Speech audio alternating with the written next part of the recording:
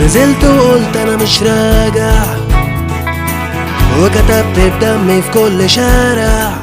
عرب سبرينج الربيع العربي كوغي عربتا أما كعدونكي عربتا waxa uu ahaa mutaaharaadyo taxane ah oo lagaga soo horjeedo dawladda kacdoono iyo wiliba jabhado hubeysan oo ku faafay inta badan dalalka Carbeed ee ku hadla af Carabiga. Dhamaadkii 2010 ayay ahayd markii mutaaharaadyadu ay ka ruuxmeen dalka Tunisia, waxayna ka bilaawdeen mutaaharaadyada Maxamed Bouazi oo ahaa ganacsade yar oo wax ku iibinayay mid ka mid ah wadooyinka waaweyn ee dalkaasi Tunisia.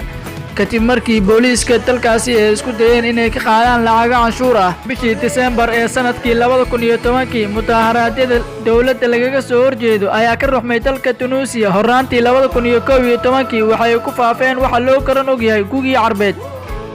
mowjado mutaaharaadyo kacdoon iyo khalalaasi ku baahay dalalka ku hadla af Carabiga ee waqooyiga Afrika iyo bariga dhexe. dibadbaxyada ayaa ku dalbanayay inay helaan dimuqraadiyad oo si dhaqsi ah ugu faafay baraha bulshada ayaa ku dhamaatay in lagu carqaladeeyo xukuumadihii dalalka Tunisia, Masar, Liibiya iyo kuwa kaleba. kala socdaal bay taxanaha qaybta labaad ee Arab Spring Nabadinho.